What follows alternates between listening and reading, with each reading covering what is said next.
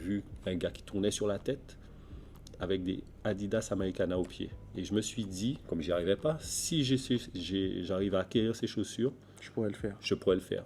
J'ai réussi à avoir les chaussures et jusqu'à présent, je n'ai pas tourné sur la tête, quoi. Ok, ok. Donc, tu as atteint un objectif, ça veut dire la paire. C'est ça. Mais bon, après, la technique pour tourner sur la tête, tu l'as jamais Je ne l'ai eu. jamais eu. Mais par contre, la passion pour la sneakers est restée. Et Mhm. donc, ça a été le début d'une grande aventure et d'une vraie passion. Tu vois, et après, il y a eu la période Jordan, Michael Jordan qui est Ouais. arrivé. Donc, ça a été vraiment le début de tout, quoi.